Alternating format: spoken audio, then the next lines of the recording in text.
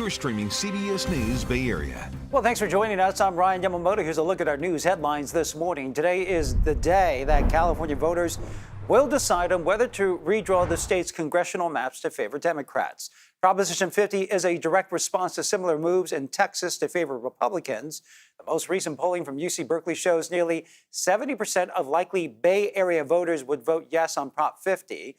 Polls open at until 8 p.m. tonight. We will be tracking all the results live. Former Vice President Dick Cheney has died at the age of 84.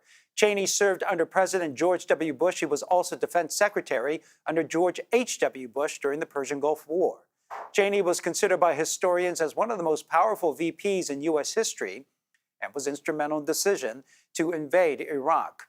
In a statement, his family says Cheney died last night due to complications of pneumonia and cardiac and vascular disease. Police have released a new clue in the heist at the Oakland Museum. They are hoping to identify two men seen in this surveillance video. Investigators believe they broke into the museum's storage facility last month and stole more than 1,000 artifacts. Those items included Native American baskets and jewelry. Okay, now let's get a check on our first alert forecast. Meteorologist Jessica Birch is tracking the storm moving in tonight, bringing in rain, strong winds, and a chance of thunderstorms.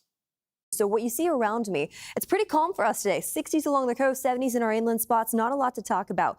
This is that wind advisory that's already issued by the National Weather Service, and that starts at 10 o'clock tonight, and that's going to last until 4 o'clock tomorrow. It's important to note that that is going to remain in effect as we head into the next couple hours, or the next 24 hours. And the reason why I say that is because you take a look at the wind gusts just starting off tomorrow night. Or tomorrow morning, I should say, late tonight, early tomorrow morning. What you're going to notice below me is the fact that as we head into the overnight hours tonight, those winds start to really kick up, especially along our coastal communities. In some of our inland spots, it's going to be a little bit lighter in the valleys, but it's those peaks that I'm concerned about. So the higher elevated areas that we have in our communities, like the Santa Cruz Mountains, all the way off into the East Bay, the Oakland Hills, those are going to be some windy conditions. They are going to have some windy conditions as we head into the next 24 hours. So some other things to talk about too, that storm that's pushing in from north to south. It's going to bring in some heavier amounts of rain for our friends up in the North Bay. Anywhere up to around an inch to an inch and a half with thunderstorm activity possible. And here's what it's going to look like as we head into the next 24 hours. I'm just going to time it out for you on Futurecast so you can kind of see that storm starting in from north to south. Severe storms in the early morning hours tomorrow, just around 5 a.m., starting from Santa Rosa down into San Francisco. That continues to track to the south as we head into those early morning hours. Just by Wednesday afternoon, we already start to taper off some of those heavy storms, but the winds stick around until 4 o'clock tomorrow afternoon. So that's the important thing to note. And we're going to continue to monitor that closely as we head into the early morning hours tomorrow. Another thing to talk about too, you take a look at the next 7 days. Tomorrow is the only day we're dealing with these storms. It clears up fast as we head into Thursday and Friday. Mild conditions heading into this weekend. Another chance of showers on tap for us by Sunday. Back to you. Well, polls are open across California for the special election on Proposition 50. Voters deciding whether to allow the state to redraw its congressional maps. If it passes, it would potentially give Democrats 5 more seats in next year's midterms. Here's a look at how things could change. On the left, you have a map of the current districts. A big section of northern and central California are Republican red. But on the right, the GOP-leaning districts would shrink dramatically if Prop 50 passes. People making their choice right now. This is in Santa Clara County, where voters are deciding on the state of California maps and future elections. We caught up with SCC Supervisor Betty Young and a local voter on why they support Proposition 50. On the national level, there are actual steps underfoot that have already been implemented to rig elections. Proposition 50 is California's response to saving democracy for the whole of our country. Obama say vote for it. Vote for it. That's all I can say. We also spoke to David McEwen, a political science professor at Sonoma State, who says this election won't just be impactful for California voters, but our future elections all across the country.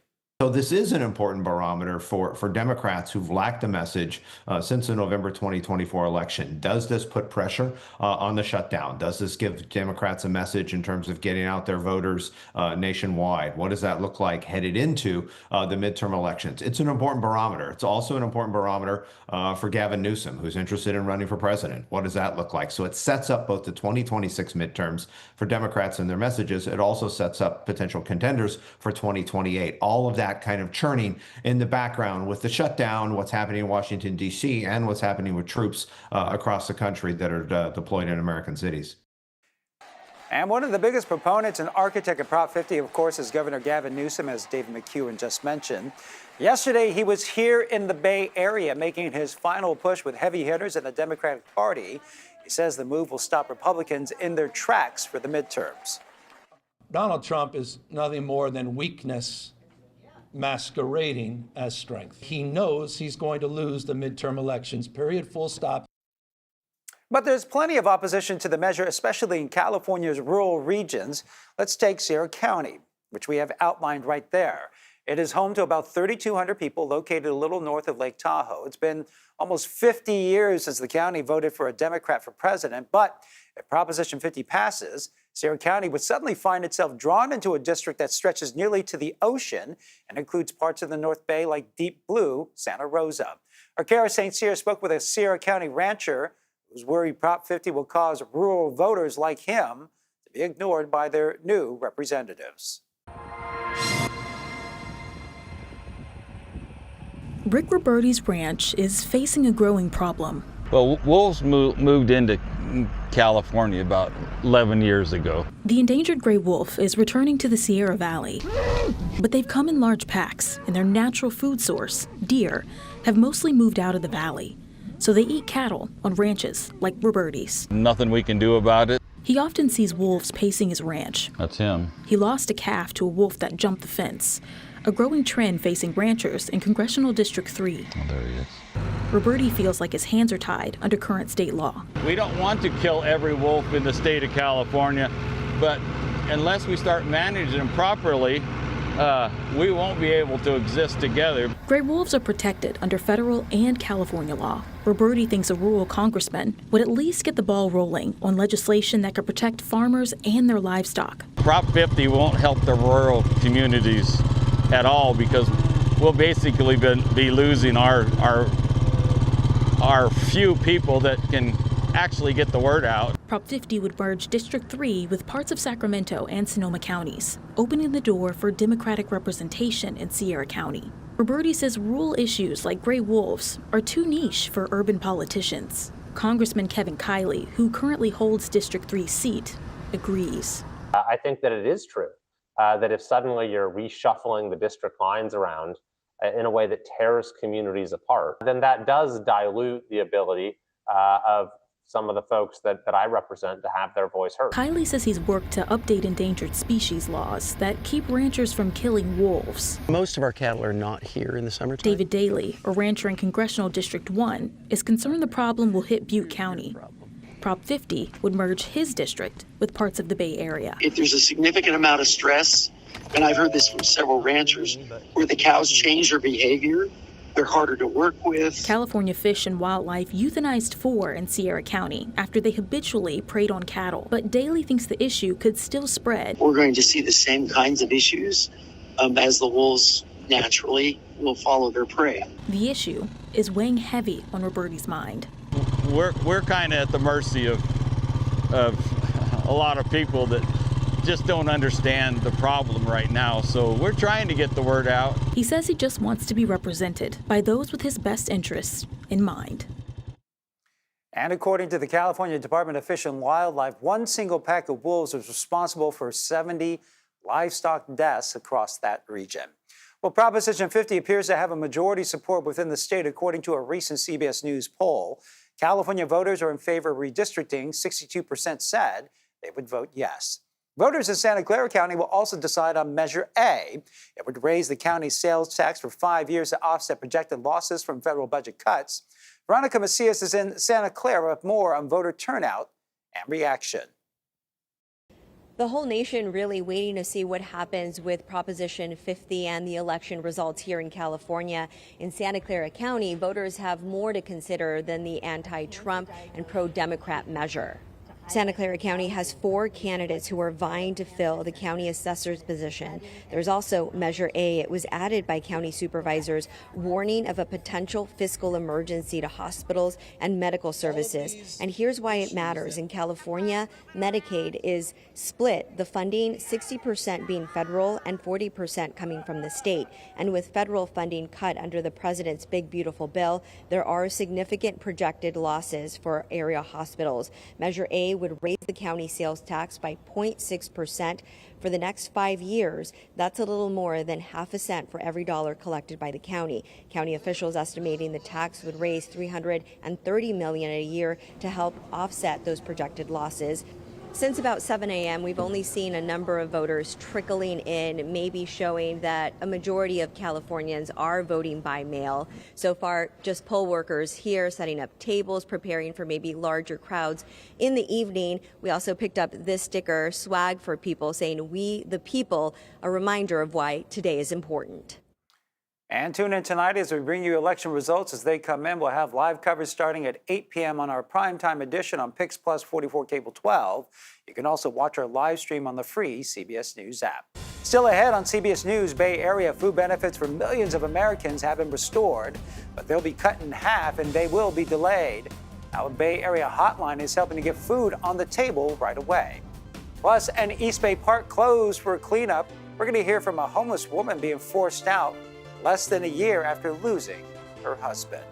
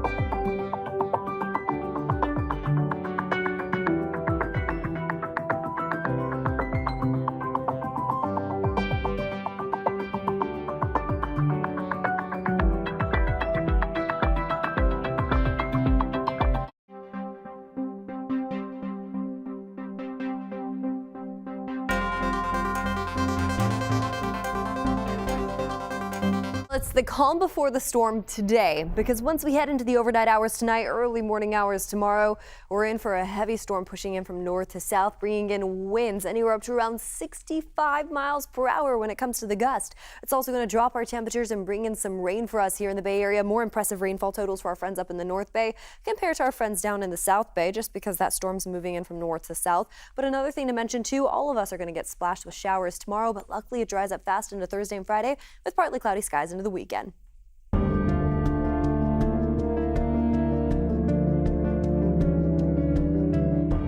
Today is day 35 of the government shutdown, tied for the longest in U.S. history, and millions of Americans that relied on food benefits are still facing some uncertainty. The White House says it will tap into a contingency fund to pay for SNAP benefits, but only half, and it is unclear when those benefits will resume. In the meantime, the people who rely on that assistance are trying to make sure they have food on the table right now. John Ramos shows us how the food bank of Contra Costa County is scrambling to meet the moment. For a long time, the food bank was seen as a safety net for people in the most dire financial situations. But with the way things have changed, now, for a large segment of the population, it has become the very foundation of their survival.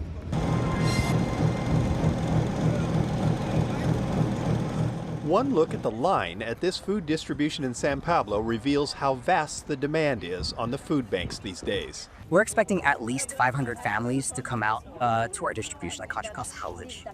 When Gio Donoso opened his food line this afternoon, it was a little hard to believe, but not really very surprising. I think it just speaks about just the current state of people being able to manage and to meet their needs. I think everyone is working hard to take care of their families, and even with that, it's hard to make ends meet. People are very aware that the resources, the support that they got from CalFresh is gone.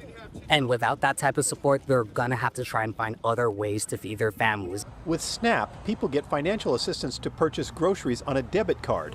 But the shutdown of the program has instantly thrown thousands of people onto food lines they may never have experienced before.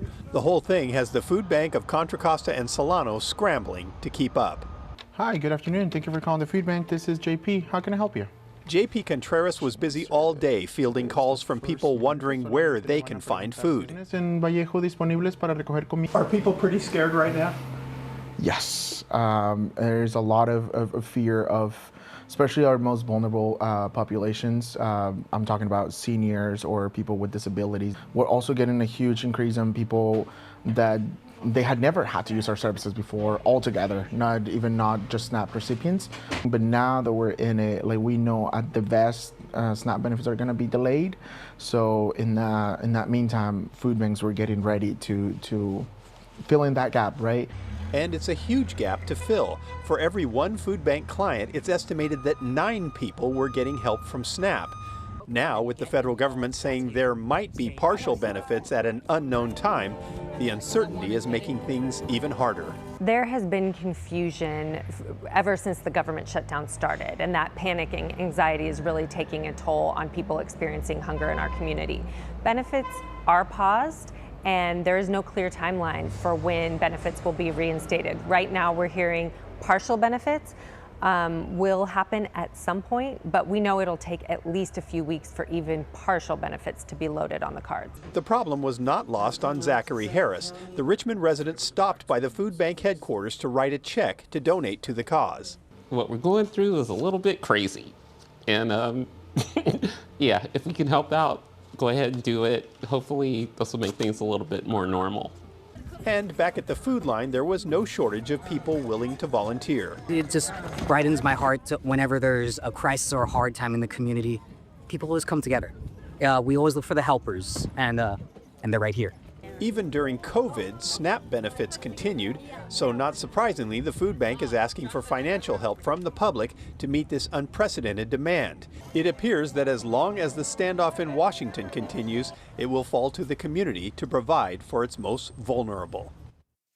Meanwhile, SNAP recipients are no longer eligible for benefits due to new changes in eligibility. Under President Trump's budget and spending bill, there are stricter work and age requirements. Some exemptions have been removed.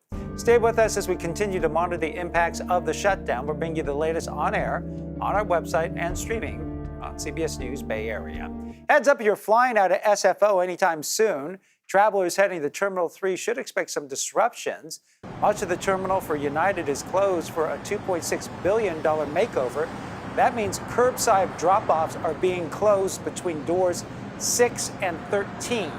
Ticketing counters are still open on the east end, but they are closed on the west side. The air train service serving Terminal 3 is also being combined with Terminal 2. SFO says it is working to modernize and expand Terminal 3. The section is expected to reopen in 2017. In Santa Clara County, more support is on the way for people in need of housing while they work to maintain their sobriety. A new overnight shelter will be at the Salvation Army Silicon Valley building on North 4th Street. That is in San Jose's Hensley Historic District. Officials say the shelter will provide 74 beds for unhoused men and women. They will also offer resources to help them find permanent housing. San Jose Mayor of Homelessness. I personally believe there is a really important role for recovery housing and or sober living environments for those who want to take on their addiction and overcome it. And to set up spaces that are designed and optimized to help people who want that journey to get there is so important. Well, the program boasts a 77% success rate at helping people find and maintain permanent housing. The city of Fremont is temporarily shutting down a park. Crews are clearing it up and cleaning it out. And that means people living in a homeless encampment are being evicted. We're talking about Isherwood Park, that's along Rainbow Lake. Our Kelsey Thord was there as people were packing up their belongings. We have to show up. Yeah, we just have to. I have a bike, so. Veronica Sanchez has lived in the encampment at Isherwood Park for 5 years. For me, I find it peaceful. I mean, I just found it very peaceful compared to all the other sites that are out there. Veronica's been homeless for over 15 years. Many of those spent with her husband, who passed away in February. So it's just emotional, just trying to get things together and just keeping it together. Veronica told me she's leaned on the community she's built at this encampment as she grieves the loss of her husband.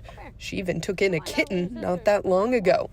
But just as she was starting to get back on her feet, she learned the city would be temporarily shutting the park down and kicking everyone out. We're all emotional about it. We're all just, distraught because it's just, we've been here for a long time. Fremont Mayor Raj Salwan says the temporary closure is a part of a coordinated effort to protect the environment, reduce fire hazards, and restore safe access for all park visitors. There have been complaints about contamination of the nearby creek and fires at the encampment, but Veronica says problems happen everywhere. Because just people and you can't really control everybody or tell everybody what to do, which we try to, but again. Those living in the encampment were offered temporary housing by the city and were allowed to bring up to 2 bins of belongings with them, along with their pets. Still, Vivian Wan, the CEO of Abode, a nonprofit that helps connect the homeless with services, told me she worries clearing the encampment may do more harm to those who live there than good. Moving people without a permanent housing resource is never a good idea. It just makes their homelessness longer. So it makes it harder for them to get housed because invariably they lose belongings along the way. They're harder to find if they're hiding out. Veronica took up the city on its offer for temporary housing. She'll be staying at a motel in town for the next 5 months as a part of Fremont's winter relief program. After that, though, she doesn't know where she'll go. They have you do a goal sheet, so got to meet some goals, and they hope that you meet those goals within that time frame. Like so many who have called this place home for years, Veronica had to leave many of her belongings behind. She filled up her bins, put her cat in a carrier, and set off for the motel, hoping maybe this time will be the final time she'll have to pick up and start over. I have 3 job interviews this week, so it's kind of pushing me to not be so depressed. I mean, even though I am, and I will be about my husband not being around. So it's just emotional. The full park closure will start on November 14th. Still ahead, 2 people killed after a fire tears through a local liquor store. What we're learning about the lives lost. Seeing that just kind of get ripped away is really, really tough, especially when you just saw him and hugged him 2 days ago. It's heartbreaking.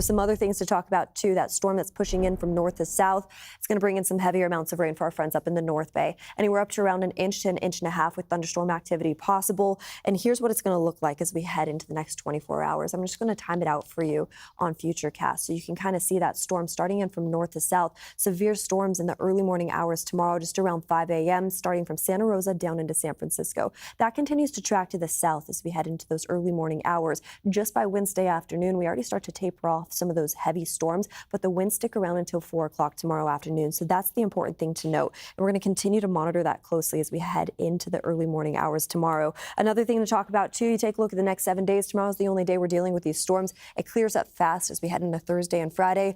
Mild conditions heading into this weekend. Another chance of showers on tap for us by Sunday. Back to you. Well, we're learning more about the 2 people killed after a fire ripped through a liquor store in Redwood City early yesterday morning. The 2 victims were discovered after firefighters made their way into the building. The entire strip mall was roped off as investigators worked to determine what exactly happened. Our Amanda Harry spoke with a regular customer who shared more about the people lost in that fire.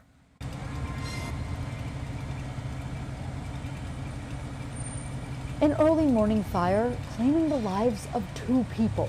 Jesse Martin couldn't believe the news. He stopped by Avenue Liquors to see the damage himself.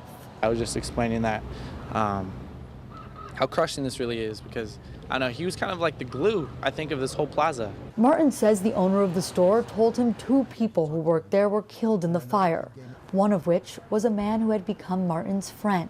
He would come by nearly every day to see him. He'd always be blasting music in there. He'd be singing some old Michael Jackson songs. I'd go in there, start dancing with him. He was just a character. He was full of life.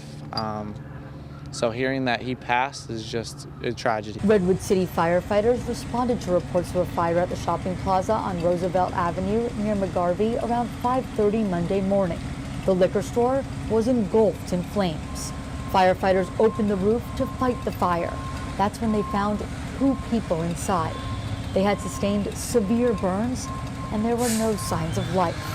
When it was safe to enter, they confirmed the people were dead. Martin is struggling to process the details and the loss of someone who is so special to him. Seeing that just kind of get ripped away is really, really tough, especially when you just saw him and hugged him 2 days ago.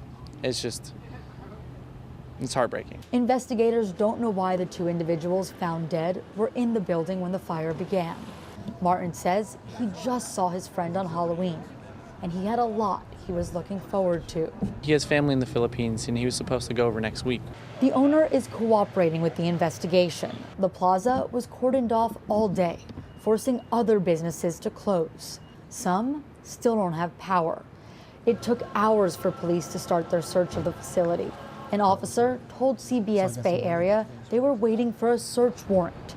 He says they don't know if a crime occurred, but they want to be meticulous either way. Martin is hoping it was just an accident. I prayed there's no foul play in it because who would want to hurt these 2? They're the sweetest people you could ever meet. And if anybody really just did that, then justice is going to come. That's it. It is still unclear what the victims were doing inside the closed store. The coroner's office has not yet released their identities. Coming up our next half hour in CBS News Bay Area, election scams on the rise. And it's more than just phishing, texts, and bogus ballots. How scammers are turning to artificial intelligence to try and trick you.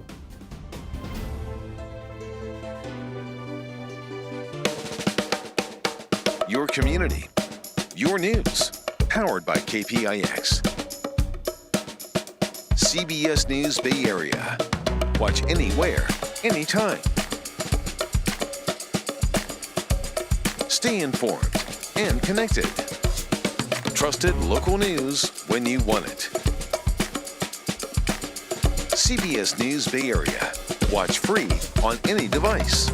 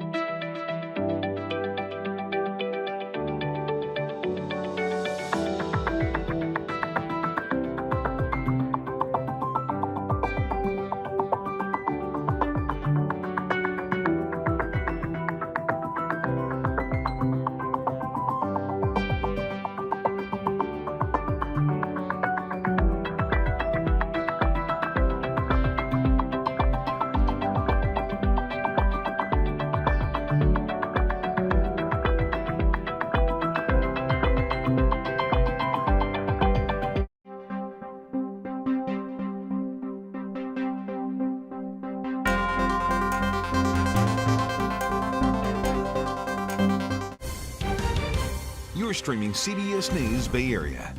Well, thanks for staying with us. I'm Ryan Yamamoto. Here's another look at our news headlines. It is special election day and the fate of Proposition 50 is on the line. California voters are deciding whether to redraw the state's congressional maps to favor Democrats. Prop 50 is in direct response to similar moves in Texas to favor Republicans. Polls close at 8 p.m. Former Vice President Dick Cheney has died at the age of 84. Cheney served under President George W. Bush. He was also Defense Secretary under George H.W. Bush during the Persian Gulf War. Cheney was considered by historians as one of the most powerful VPs in U.S. history and was instrumental in the decision to invade Iraq.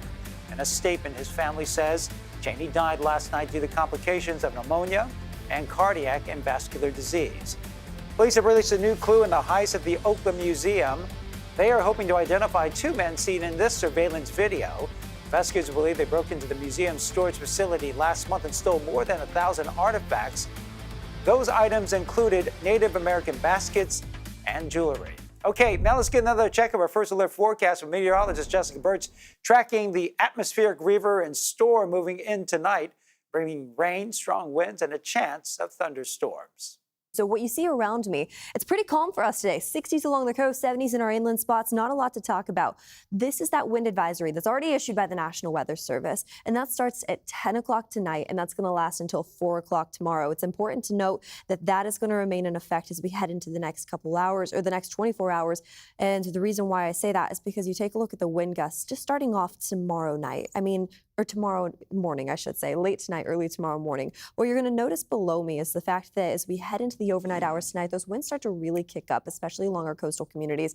In some of our inland spots, it's going to be a little bit lighter in the valleys, but it's those peaks that I'm concerned about. So the higher elevated areas that we have in our communities, like the Santa Cruz Mountains, all the way off into the East Bay, the Oakland Hills, those are going to be some windy conditions. They are going to have some windy conditions as we head into the next 24 hours. So some other things to talk about too, that storm that's pushing in from north to south. It's going to bring in some heavier amounts of rain for our friends up in the North Bay. Anywhere up to around an inch to an inch and a half with thunderstorm activity possible. And here's what it's going to look like as we head into the next 24 hours. I'm just going to time it out for you on Futurecast so you can kind of see that storm starting in from north to south. Severe storms in the early morning hours tomorrow, just around 5 a.m., starting from Santa Rosa down into San Francisco. That continues to track to the south as we head into those early morning hours. Just by Wednesday afternoon, we already start to taper off some of those heavy storms, but the winds stick around until 4 o'clock tomorrow afternoon. So that's the important thing to note. And we're going to continue to monitor that closely as we head into the early morning hours tomorrow. Another thing to talk about too, you take a look at the next 7 days. Tomorrow is the only day we're dealing with these storms. It clears up fast as we head into Thursday and Friday. Mild conditions heading into this weekend. Another chance of showers on tap for us by Sunday. Back to you. Well, there's a lot of focus on Proposition 50 here in California, but on the East Coast, the mayor's race in New York City is getting a lot of attention. Voters will decide between Democratic Socialist Zohran Mamdani, former New York Governor Andrew Cuomo running as an independent, and Republican Curtis Sliwa. President Trump has thrown his support behind Cuomo, but some voters say they're looking for a mayor who can stand up to the federal government. I think that we have a federal government that's overstepping, not following the Constitution, and we as New Yorkers, as one of the biggest and greatest cities in the world, need to stand for what's right and what real American ideals are.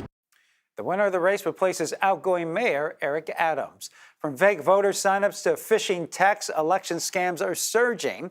A study conducted by security software program Norton found that more than half of Americans say they have been targeted as a voter, some losing thousands of dollars.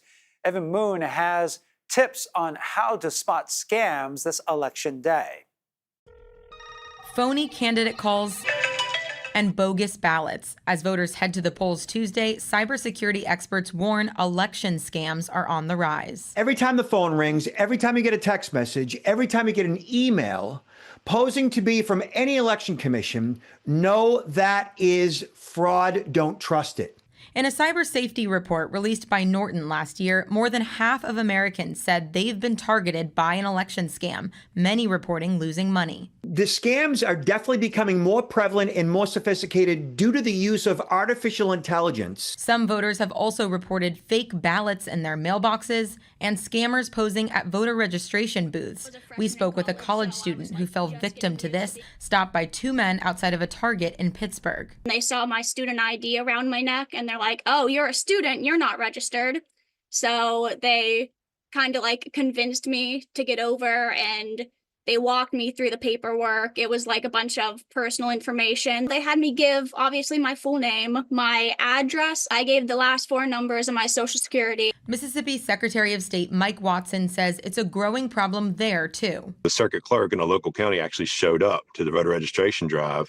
These folks never sent the forms in, but they were harvesting the information. Watson says new voters should never have to give a social security number to register, and legitimate election offices won't call or text you for information. New laws, including a ban on AI robocalls, haven't stopped scammers. The FTC reported consumers lost $12 billion to fraud in 2024, up 25% from last year. We did ask the FTC about election-specific scams, but they were unable to give us a breakdown due to the ongoing government shutdown. If you receive a suspicious text, call, or fake ballot, or have questions about voter registration or polling locations, contact your state or local elections office. Former Vice President Dick Cheney is regarded as one of the most powerful vice presidents in U.S. history. He served under former President George W. Bush from 2001 to 2009, the culmination of a long and impactful political career. Reporter Jared Hill looks back at his life.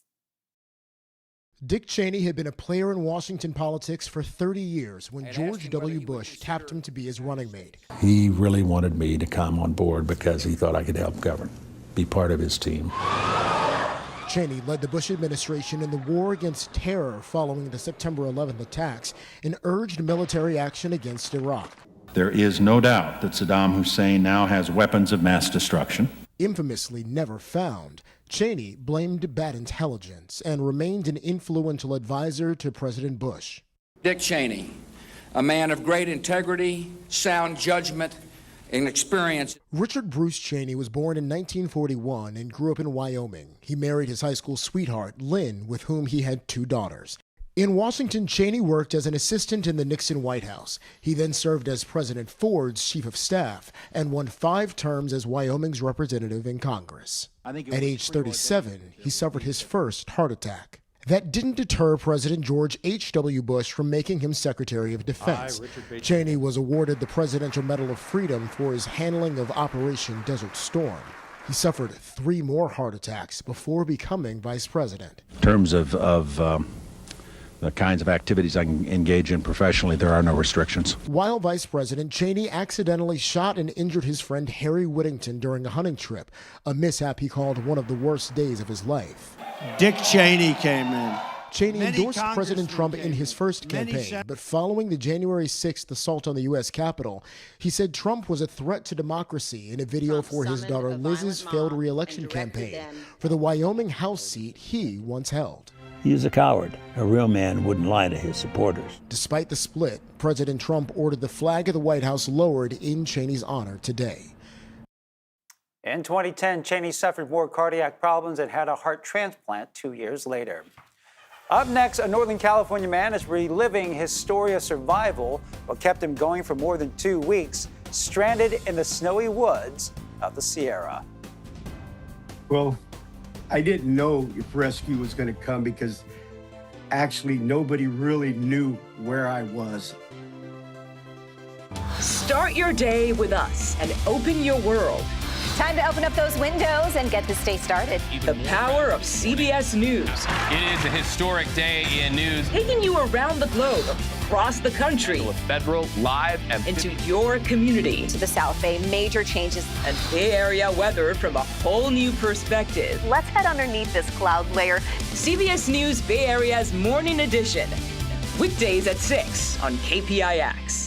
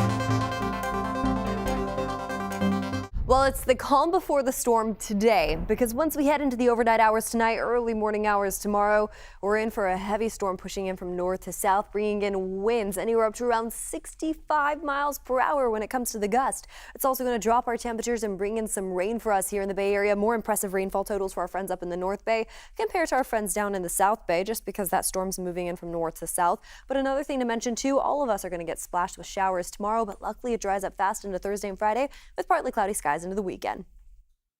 Lost for 20 days in the rugged High Sierra, but now found. It's a story of survival for a California hunter who was missing in the wilderness and is now sharing what happened. Reporter Gio Insanarias has the details and what this man says got him through his most difficult time. It was only supposed to be a one-day hunting trip, but a wrong turn, a snowstorm, and a broken-down truck left Ronald Daly stranded. When I woke up on the 14th, I had about 2 feet of snow on top of my truck and all around me. I'm going, oh man, I'm in trouble. For nearly 20 days, Daly survived alone in the wilderness at elevations around 10,000 feet.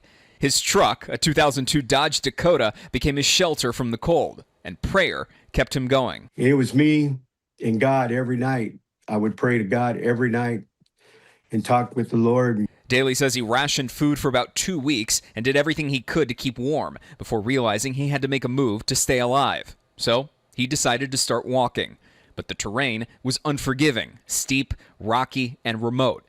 Exhausted, he fell several times and eventually lost his phone. It was then, he says, that he fell back on his faith in God. And he told me, look up. And I looked up, and there was a Suburban with 3 gentlemen in it. And they seen me, and they started yelling my name, and they drove up to me. I've never been so happy in my life to see people. The men rushed to give Daly food and water. He was then taken to a hospital, treated for dehydration, and reunited with his wife. We hugged and cried and hugged and cried. And I told her, I got a whole phone full of messages for you, but I lost my phone, baby. I go, but I could give you all of them right now. I love you so much. Daly says he's still recovering and that his hunting days may be over, but he's grateful for all the support he's received through this entire process. Health officials are sounding the alarm over a deadly Listeria outbreak that has been linked to 6 deaths and at least 27 illnesses across several states, including California. The bacteria was found in prepared pasta meals from Nate's Fine Foods in Roseville. They're sold at major retailers and found in multiple products, including Trader Joe's Cajun-style blackened chicken fettuccine Alfredo and Sprouts Farmers Market's smoked mozzarella pasta salad. These are pre-cooked meals. They're just warmed up. And therefore, that warming up is not sufficient to kill all of the Listeria. A full list of the products can be found on the FDA's website. Experts say Listeria symptoms include fever, a stiff neck, and even seizures. Coming up, we'll introduce you to a winemaker taking the industry back to its roots with some low-hanging fruit. How this Bay Area company is taking a different approach that does not include grapes. There's that snap and the sound. You've got the dust.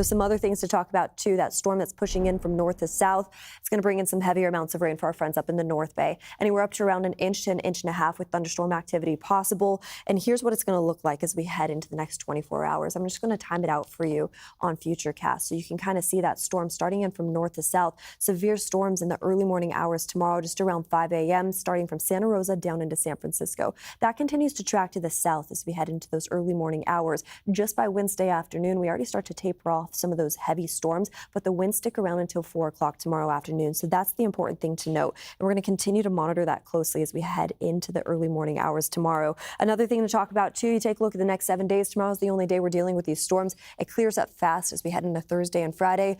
Mild conditions heading into this weekend. Another chance of showers on tap for us by Sunday. Back to you. Well, it's been a tough harvest season in wine country after a cooler summer, labor shortages, and tariffs. But some winemakers are taking a much different approach. Our Itai Had follows a group collecting forgotten fruit around the Bay Area, proving there is more to wine than that what hangs on the vine. In the land of high tech, Daniel Goldberg is going for the low-hanging fruit. But there are these feral fruit trees, I like to call them, that grow pretty much everywhere. With a bounty destined to be forgotten, Goldberg started picking. At first to make jam, but then he decided to branch out, launching a company called Feral Ecology that turns that overlooked produce into natural wine and hard cider.